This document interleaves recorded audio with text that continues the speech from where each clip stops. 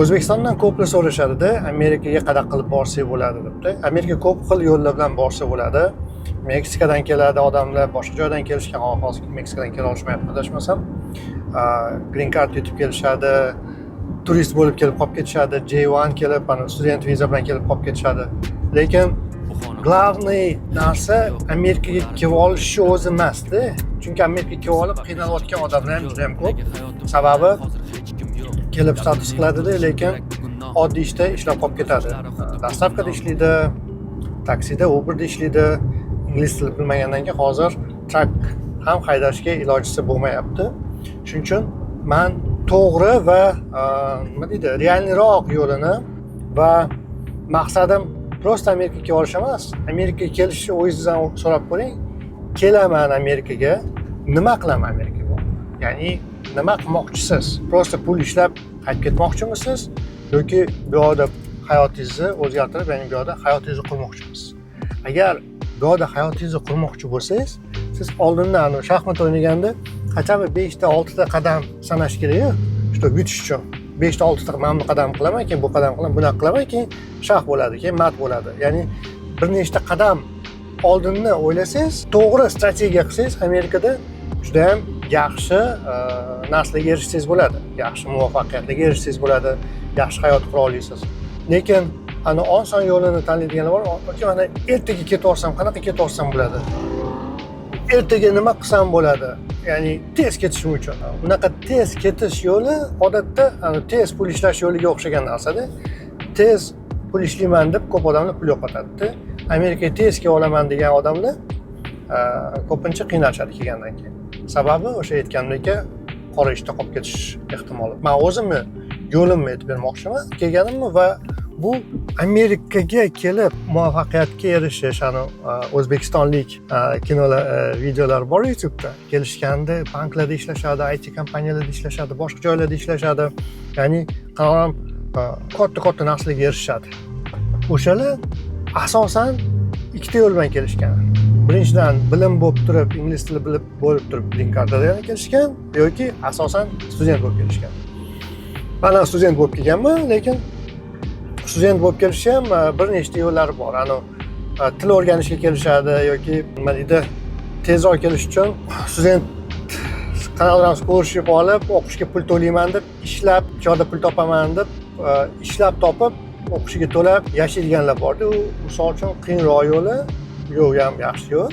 Prinsipi, agar yaxshi ish topib, ham eplay olsangiz, ham studentlikni eplay olsangiz, ya'ni o'qishni eplay olsangiz, ham universitetda o'qishga o'qib, pulini to'lay olsangiz, bu, конечно, zo'r. Ya'ni men ham qanaqadir ma'noda ishlardim va qanaqadir ma'noda universitetimga o'sha pul ajratishga harakat qilardim o'zim ishlab. Lekin menda sal boshqacharoq bo'lgan.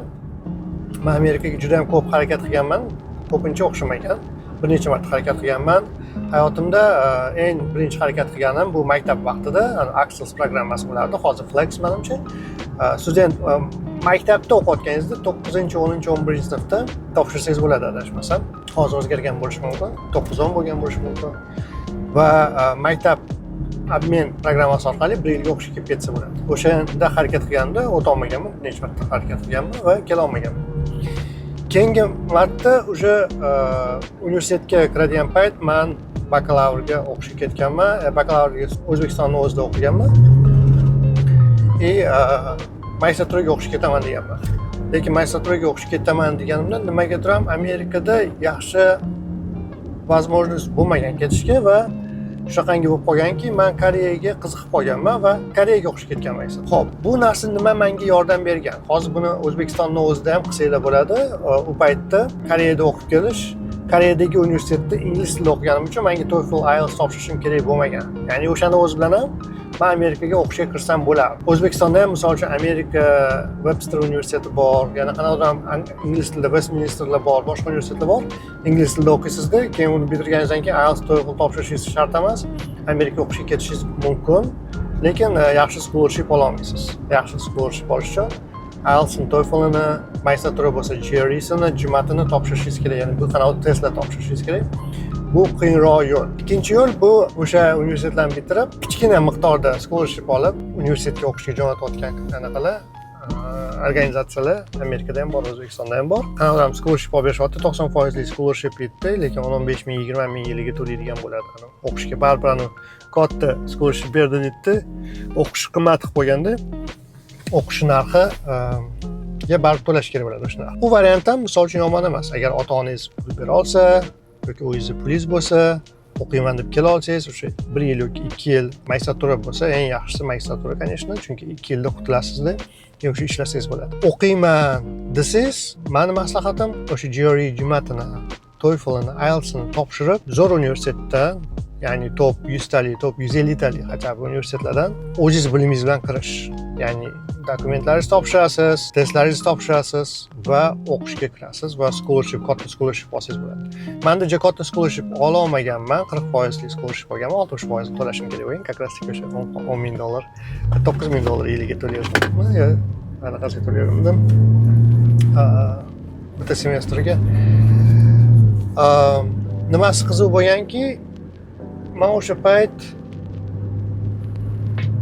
2010-yil yosh oila kreditiga qiziqib qolganman-da, Robert Kiyosakining kitobini o'qib, uy olib arendaga berish kerak ekan degan narsaga qiziqqanman va yosh oila kreditini olib turib, kreditga uy olganman-da. O'shanda algoritmda 25 mingmi, 26 mingami uy olib kreditga va uni oyligimdan to'lashni boshlaganman. UCL'da ishlardim, injener bo'lib, oyligim yaxshi edi, $1000 edi. Oyiga $1000 to'lardim, uyni $300 arendaga berardim. Ya'ni $300 olib, u menga rasxodlarimga ketardi, undan tashqari boshqa foyda keladigan joylarim bo'lardi. Lekin $1000 oyligim hammasini anaqa to'lardim. Kredit yopishga. Chunki agar butun $1000 kredit yopishga to'lasam, u $1000 tax, nalog to'lamasdan turib, bu $1400 mi, $1300 bo'lib ketardi. Uyni kreditini yopishga, ya'ni foydasi zo'r edi. Plus nalog to'lamagan ekansiz O'zbekistonga deysiz, lekin bu O'zbekistonda o'zini yosh oila kredit shunaqa qilib berilgan, yoshlar uchun qilib berilgan narsa. Shundan foydalangim kelgan va foydalanganman. Nimasi yomon? Ya'ni bu o'shanda men yosh oila edim va o'sha narsaga ilojim bo'lgan, возможностьim bo'lgan, topshirganman, qilganman. Aytib bermoqchi maqsadim buni narsa aytib berish emas, maqsadim o'sha narsa uyni bir necha yilda, o'sha 2-3 yilda to'lab olganman pulini, chunki 1,5 mingdan 1400 dan to'laganingizda 20 necha ming qarzim bo'lgan kreditim, uni 2 yilda to'lab olsa bo'ladi-da, $1300-1400 to'lagan. Shunda uyni to'lab olganman, yana Amerika o'qishga ketishim kerak, men Amerika pul ko'rsatishim kerak, Amerika o'qishim pulini to'lashim kerak. Nima qilganman? Shart o'sha uyimni sotganman. O'shandan Lacetti mashinam bo'lardi, 15 mingga sotdim. 15 ming sotganman, bir 38 mingga menimcha domni sotganman algoritmdagi. U 26 mingga olib, ustiga 12 ming plus bo'lib sotilgan где-то. Точно narxlar esimda yo'q. 38 mi, 37,5 mi, qancha chiqdi. Uni sotganman va уже meni pulim bor. O'qishimga to'la olaman, yashashimga yetadi. Endi yashashga, конечно, bu yoqda yetadi deb aytib bo'lmaydi. Oyiga bu yoqda yashash uchun kamida 3 ming kerak. Normal yashash uchun, chunki $1000 eng arzon uy olsangiz ham $1000 to'laysiz. O'sha payt edi, hozir bilan ham 1,5 ming bo'lib ketishi kerak bir xonali uyda. Chunki men oilam bor edi, o'zim yashashim kerak. Yashash kerak, ovqatlanish kerak, ham bitta bir $1000 plus yana benzin, boshqa narsalar. Yaxshi ham internshipli ishlar topganman va o'qishga ham to'lab, ham yashashimga yetadigan pul amalagan o'sha pullar bilan. Ya'ni nimani aytib bermoqchi bo'lganman? Bo'yapman. O'sha Amerikaga ketishim uchun birinchidan testlarimni ozgina topshirganman, o'sha GRE'sini topshirganman. Ikkinchidan o'qiganman ingliz tilini ancha yaxshi o'qiganman. Koreyada o'qiganimdan tashqari O'zbekistonda yana ingliz tilini o'qiganman, yaxshi bo'lish uchun. Va uchinchidan eng katta narsa, men IT yo'nalishida o'sha O'zbekistonda ishlagan bo'lganman va IT yo'nalishida meni backgroundim bo'lgan, bakalavrni IT yo'nalishida bitirganman. Koreyada magistraturani IT yo'nalishida bitirganman. Ya'ni men o'sha spetsialist bo'lganman. Siz hozir IT spetsialist bo'lishingiz kerak deb aytmoqchi emasman.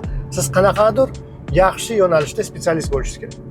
Amerikada yaxshi spetsialistga har doim ish topiladi-da. Ya'ni agar o'sha kasbim bo'lmaganda, hunarim bo'lmaganda, IT programmirование bilmaganimda, IT injener bo'lmaganimda, men kelib bu yoqda unaqa ish topishim qiyin bo'lardi. IT yo'nalishida ish topishim qiyin bo'lardi va yoki dostavka qilishim kerak bo'lardi, yoki Uber qilishim kerak bo'lardi. U narsani o'sha neofitsialni qilishim kerak bo'ladi. Men ishlagan narsam, IT yo'nalishida ishlaganman, MBA ga kelganim bo'lsam ham, meni project manager qilib ishga olishardi, lekin IT ish qildirishardi internshiplarda. Qiziqi, amerikaliklar ham biladi foydalanishni studentlardan. Programmirование qilsam ham, meni bu yerda оформление ham project manager bo'lardi, chunki men internship olishim uchun, ya'ni universitetda o'qiyotgan paytim ishlashim uchun, как praktika qilishim uchun men dokumentalni ishlash ruxsatim bo'lgan. Uni CPT deydi. Ya'ni men o'sha yo'nalishda endi ishla olganman o'qiyotganimda va universitetda o'qiyapman. Universitetda o'qib bitirganimdan keyin men amerikanskiy diplomim bormi, men ofitsial ishlashga haqqim bor. Agar IT yo'nalishda bo'lsa, STEM bo'lsa, Science, Technology, Engineering, Maths, ya'ni o'sha yo'nalishlarda bo'lsa, to unda siz 3 yil ishlashingiz mumkin. Agar o'sha Science, Technology, ya'ni texnologiyalar, engineering bo'lmasa, matematika yo'nalishidagi ishlar bo'lmasa, to siz 1 yil ishlashga haqqingiz bo'ladi. Shu menda MBA bo'lgani uchun, business administration bo'lgani uchun, finans bo'lgani uchun, boshqa management bo'lgani uchun men 1 yil ishlashga ruxsatim bo'lgan. Endi men 1 yil ishlab, keyin уже men dальше o'zim yo'nalishimda ishlab, startup qilib, boshqa qilib rivojlanib ketishimga, ya'ni kompaniyaga ishga kirib rivojlanib ketishimga juda ham oson bo'lgan. Nimaga? Chunki men уже Amerika diplomim bor, Koreyadan diplom bor, O'zbekistondan diplom bor va hunarim bor qo'limda. Diplomdan tashqari diplom bo'lishi juda ham katta plyus, lekin eng kerakli narsa bu qo'ldan nimadir kelishi. Siz xoh doktor bo'ling, doktorlik bu yerda bitiring, xoh IT yo'nalishidan boshqa yo'nalishda nima yana bor? O'qituvchilik qilsangiz bo'ladi. Ana o'qituvchilar juda ham zo'r pul topishadi. Endi uning uchun PhD bitirish kerak bu yerda. Mexanik bo'ling, ya'ni zo'r mexanik bo'lsangiz, kompaniya qiladi, yaxshi ishlashadi, ya'ni yiliga 100 mingdan oshiq pul topishadi mexaniklar. Spesializirованный mexaniklar. Mashina mexaniklari, boshqa mexaniklar, ya'ni shunaqa buxgalteriyada ishlaydiganlar, finansistlar, shunaqa yo'nalishda ishlaydiganlar hammasi normalniy pul beradigan oilayli ishxonalarga ishga kira olishadi. Nima demoqchiman? Amerikaga kelayotganda, o'sha asosiy temaga qaytamiz. Kelayotganda siz nimani o'ylashingiz kerak? Men borganimda nimani o'qiyman? U o'qigan narsamni rostdan o'qiymanmi yoki ishimda vaqt o'tkazib, eng past baholarga bitiramanmi darslarimni? Chunki bu yerda o'qish oson emas, O'zbekistonga o'xshab ana bunaqalar bilan xalq bo'lmaydi. Pullar bilan. Ya'ni o'qish kerak. O'qigandan keyin siz o'sha imtihonlarni to'g'ri topshirsangiz yaxshi baho olasiz. Yaxshi topshirmasangiz, yaxshi baho olmaysiz, даже baho olmasangiz qolib ketishingiz mumkin, boshqa topish kerak bo'ladi. 2 yilda bitira olmay qolishingiz mumkin. Agar 2 yillik narsani yaxshi o'qisangiz 1,5 yilda ham, 1 yilda ham bitira olsangiz bo'ladi. Endi juda ham ko'p kredit olish kerak bo'ladi. Va o'qishni bitirgandan keyin siz nima ish qilasiz? Men MBA bitirgandan keyin men finans yo'nalishini tanlamaganman, chunki men ITda ko'proq daromad ko'rganman o'sha payt. Finans, project management, manager pozitsiyalar to'g'ri finans yo'nalishida zo'r ishga kirsa yaxshi daromad olsa bo'ladi, lekin bu yoqda boshqa tema, juda ham ko'p ishlash kerak va juda ham ko'p karyera qilish kerak finans yo'nalishida yaxshi daromad olish uchun. IT yo'nalishida esa o'sha payt hisobida hozir ham yetarlicha. O'sha payt вообще ITmisan, programmistmisan yoki o'sha injenermisan? Mana davay ish, mana ke ishlar mana shunaqa edi, shunchalik ko'p edi. Ko'p kompaniyalarga topshirganman, harakat qilganman va H1B yo'nalish, ya'ni рабочий viza qilib beradigan kompaniyaga men ishga topshirdim. Bu ham lotereya, bu ham o'xshamagan, конечно, но baribir harakat deydi-ku, harakat. Ya'ni o'sha bilimli yo'nalishda siz o'qiyapsiz, bilimingiz bor. O'zbekistonda nimani o'rganib keldingiz? Mexaniklikni o'rganib keldingiz, ITni, kimiyani o'rganib keldingiz, doktorlikni o'rganib keldingiz, finans o'rganib keldingizmi, buxgaltermisiz, boshqamisiz? O'sha narsa yo'nalishda siz ishlasangiz, o'zingizni karyerangizni qurib, daromadingizni normalniy qilib, o'sha yo'nalishda siz green cardni ham olib qolishingiz mumkin student bo'lib. Agar siz endi bu yo'nalishda bilimingiz yo'q, qo'lingizda mana shu bilimingiz yo'q, kecha Telegram kanalimda yozishibdi. Men ustachilikni yaxshi bilaman, uylarni yaxshi remont qilaman, menga ish topishga yordam beringlar, unaqa dedi. Bu yoqda ustachilikni biladiganlar meksikaneslar. Bu yoqda qayerga qarasangiz, любой ishga chaqiring, anaqa meksikanes keladi, Spanish speaking keladi. Men qilib beraman debdi. Shunchalik ko'p Meksikadan o'sha meksikaneslik oqib kelgan. Ularning qo'ldan keladigan narsa faqat shu ustachilik. Ular bilan konkurensiya qila olmaysiz. Ular $5 soatiga ham ishlovishadi-da. Ya'ni arzimagan pulga ishlashadi. $5 ishlashmasa kerak, $10 ishlashsa kerak. Lekin $10 soatiga kuniga $100 ham ishlashadi-da. Ya'ni meksikaliklar bilan konkurens qilolmaysiz ustachilik bo'yicha. Problema nima bo'lyapti? Hozir Uber dastavщикларni hammasini ICE tekshiryapti. Sani statusing bormi, yo'qmi? Ingliz tilini bilasanmi, yo'qmi? Qanaqa statusdasan? Green carding bormi, yo'q? Agar sizda turistik bilan kelib almashtirib, qanaqadir problemli joyi bo'lsa, prasrochkasi boshqasi bo'lsa, o'sha deport qilyapti. Ya'ni qanaqadir minus problemali joy bo'lsa, sразу ICE deport qilyapti. Ya'ni oddiy ishda ishlashni o'zi ham qiyin bo'lyapti-da. Ne to, что daromadi. Endi Uberchilar uchun gapirmayman, menimcha adashmasam oyiga 3000 dan 4000 gacha topishyapti. Ya'ni ko'p ishlaganda Uber dastavkada ishlayotganlar, ko'p ishlaganda 3-4 ming topishyapti, adashmasam. Yana bilmadim. Kommentariyada yozib qoldiringlar agar mana shu narsani bilsanglar. Sizlar agar shu yo'nalishda ishlagan bo'lsanglar. Yaqinda Instagramda bitta ayol yozib chiqdi, biza statusimiz yo'q. Erim Uber qilishdan qo'rqyapti, chunki hozir Uberdagilarni ushlab olib ketib qolishyapti. Nima qilishni bilmaymiz, yordam beringlar. Nima ish qilishni bilmaymiz deyapti. O'sha videoni topsam qo'yib yuboraman. Вообще, rostdan ham nima qilsa bo'ladi-da? Chunki juda ham qiyin situatsiya. Qanaqa yordam berishni bilmaydi odam. O'qigan, statusini qilgan, normal ishga kirgan, deb ingliz tilini o'rgangan deb o'sha gapirish qiyin-da, chunki o'sha kelib olgan, pul topish kerak, pul yo'q. O'zini shunaqa qiyin situatsiyaga olib kelib qo'ygan-da. Qiyin situatsiyaga olib kelib qo'ygandan keyin o'ziga ham qiyin. Hozir vaqti ham yo'q ingliz tili o'qishga. Hozir nimadir o'rganishga vaqti ham yo'q. Shuning uchun O'zbekistonda kelishdan oldin bu narsani o'ylash kerak. O'zbekistondamisiz? Men borib nima ish qilaman o'zim?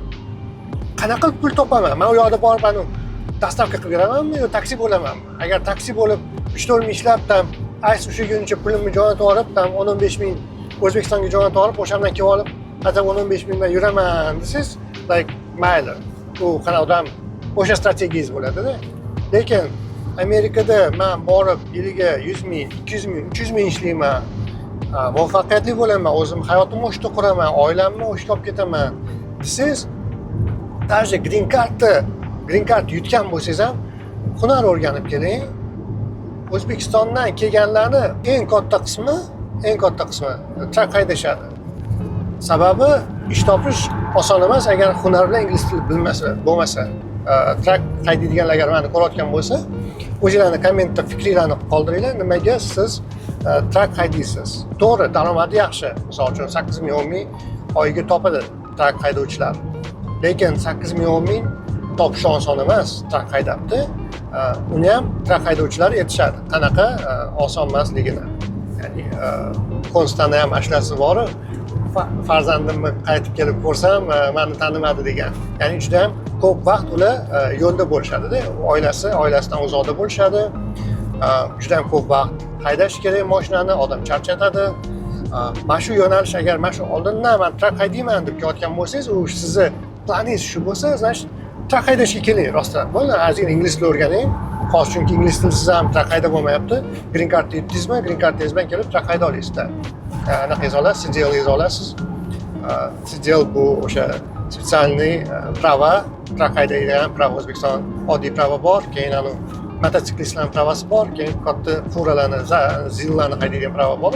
Xuddi shunaqa bu yoqda trak haydash uchun alohida prava. Endi u pravani olib ingliz tilini bilsangiz, trak haydayman desangiz, пожалуйста.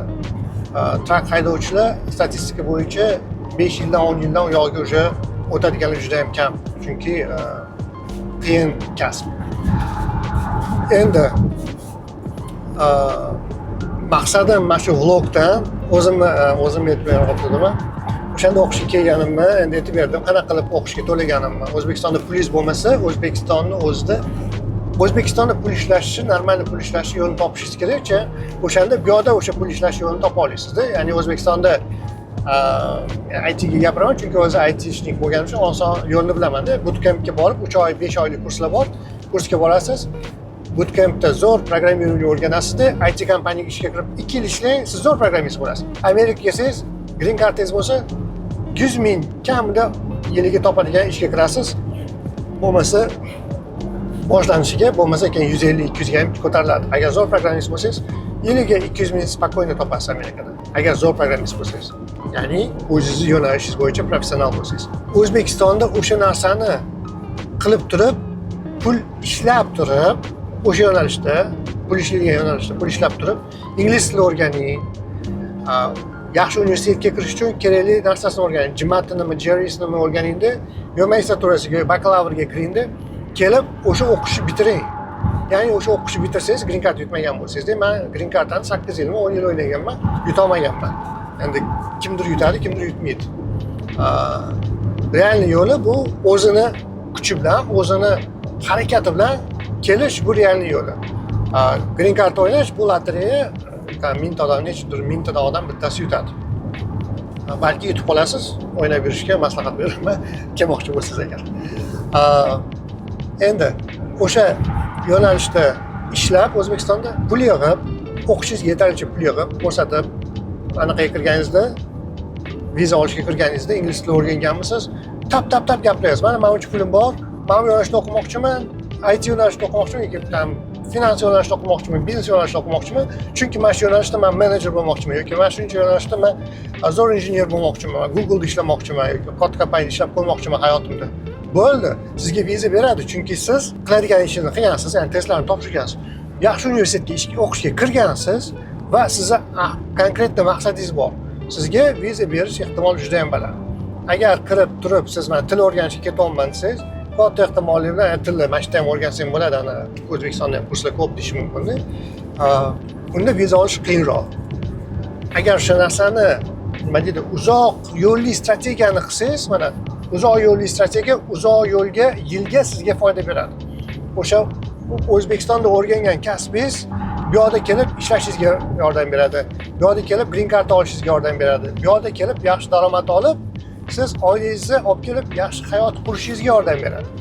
Agar siz просто mana shu vizamni olsam deb biletimni olib ketib borsam, bo'ldi, bu yoqda hal bo'lar desangiz, juda ham ko'p odam bu yoqda qora ish qilib yurishdi. O'rtog'im bu yoqda yaqin o'rtog'im bor, Rustam degan, Amerikada guruch, Barles degan guruchchi eksport qiladi Amerikaga, O'zbekistondan va shu yerdagi o'zbek restoranlariga ham eksport qiladi. O'zbek restoranida tanduriyda ham qattiqroq ham o'tirganimda aytib beryapti. O'tiribman, menejer bilan gaplashib, har 5 minut kirib o'zbek kiryapti deyapti, har 5 minut. Aka ish bormi? Liboy ish qilaman. Aka ish bormi? Liboy ish qilaman. Nimaga o'zbek restoraniga kirib ish qidirishyapti? Chunki til bilishmaydi. Chunki katta ehtimoli bilan statusi yo'q, work authorization yo'q, ya'ni ishlashga ruxsati yo'q. Shu sababli ular ish qidirib yurishibdi. Ya'ni til bilmasdan, kasb bilmasdan bu yoqda ish topish juda ham qiyin. Shuning uchun agar siz rostdan Amerikaga kelib, rostdan ham yaxshi hayot qilaman desangiz, erinmang, hayotingizni oldindan planlashtiring. Nima qilmoqchi bo'layotganingizni, nima ish qilmoqchi bo'layotganingizni o'sha yo'nalishda o'qing, o'rganing, shoshilmang. Men Amerikaga ketishim uchun yillab ketgan. Amerikaga ketishga 10-sinfda boshlaganman. Necha yosh bo'laman? 16-17 yoshimda o'sha orzuyim bor edi Amerikaga ketish. 17 yoshimda boshlaganman, orzuyimga harakat qilishni o'qiganman, bakalavrda, magistraturada o'qiganman. Koreyada keyin qaytib kelib, Yusalda 5 yil ishladim. Mana pul yig'dim, ya'ni uy olib arendaga berib, o'sha uyni maqsadi uyni просто qo'shimcha uyim bo'lishi uchun emas. O'sha kapital yig'ilishi uchun men o'sha uyni kreditga olib arendaga berib qo'yganman. Qo'shimcha daromad olish, pul yig'ilish uchun. Ya'ni uzoq vaqtli strategiya qilib, o'sha Yusalda 5 yil ishlab, 2010-yil necha yosh bo'lganman? 25 yoshimda kredit olganman, 2015 kelganman. 30 yoshimda kelganman. 30 yoshgacha men shu narsani harakatida bo'lganman va 30 yoshimda o'sha narsaga erisha olganman. Va hozir yana 30 yoshdan yana 10 yil o'tib 40ga kirib, Xudoga shukr, bu yoqda o'zim hayotimni qura oldim. Bir nechta uy olib arendaga berib qo'ydim. Yaxshi o'zim yashashim uchun yaxshi uy oldim, yaxshi ishga kirganman. Xudoga shukr, ko'z tegmasin, o'sha xohlagan, orzu qilgan hayotimni qurishga harakat qilib, o'shani harakatida yuribman. Va bunga sabab nima bo'lgan? Vaqtida kasb o'rganganim, vaqtida shoshilib qo'yib kelib qo'ymaganim, o'sha maktab vaqtida kelganimda qolib ketganimda balki bunaqa bo'lmasdi, balki boshqacha bo'lardi. Bilmayman. O'sha Amerikada o'qiyman deb ketganim, kelib o'qiganim bu yerdagi men bilimni olganim menga juda ham katta yordam bergan. Ya'ni uzoq yillik strategiya har doim sizga mukammal strategiya har doim sizga foydasi ko'proq bo'ladi. Mana tavakkal bo'lib, tavakkal hammasi tavakkalni na qayerda o'qimagan, na Rossiyaga chiqib ketgan, misol uchun Rossiyada ko'rayotganlar bo'lsa, aytib beringlar, mana Rossiyaga ketgansizlar, Rossiyada ishlaysizlar, nima ish qilasizlar? Va o'sha tanlagan yo'linglar Rossiyaga chiqib ketishinglar to'g'ri bo'lganmi, yo'qmi? Yoki hozir sizda boshqa sharoit, bizda boshqa sharoit, biz o'qimaganmiz deyishingiz mumkin-da. Yoshingiz nechida? O'zbekistonga qaytib borib 6 oylik kursda o'qishni ilojingiz bormi, yo'qmi? 6 oylik kursning narxi nima? Bir $2000 bo'lar, $1000, $2000 bo'lar. Ana o'zingiz ustida ishlashga imkoningiz bormi, yo'qmi? Ya'ni agar o'ylab qarasangiz bor-da. Agar o'ylab O'zbekistonda bo'lsangiz tim bo'ladi. O'zbekistonda turib qanaqadir ham ish qilib, bilmayman O'zbekistonda hozir nima ishlar qilinyapti, qanaqa taksidagilar ham misol uchun o'qishiga yetadigan pul topishi mumkin. Taksida yurgan bitta student bola bilan gaplashuvdim O'zbekistonga borganda, Yandex chaqirganda, student keldi, aka o'qishimga, kontraktimga to'lashim uchun ishlab yuribman dedi Yandexda. Ya'ni O'zbekistonda o'sha Yandexda ishlab turib, o'qishiga to'lab berishibdi-da, odam bolalar o'qishyapti. Молодец-da, qoyil qoldimi? Ishlab, pul topib, o'qishga to'lab, o'zini eplab yuribdi. Yandexda ishlamayman, boshqa ishda ishlayman. Lekin borib qaytadan universitetga kiribmi, qanaqa kursga kiribmi, o'z yo'nalishingizda qanaqa spesialist o'rganib, o'sha spesialist bo'yicha keyin kelib bu yerda ishlasangiz, ancha hayotingiz osonroq bo'ladi. Siz hozir oson yo'lini tanlab, oson yo'l bilan ketaverishni o'ylayotgan bo'lsangiz, keyin qiyin yo'l bilan bu yerda hayotni davom ettirishni hisobga oling.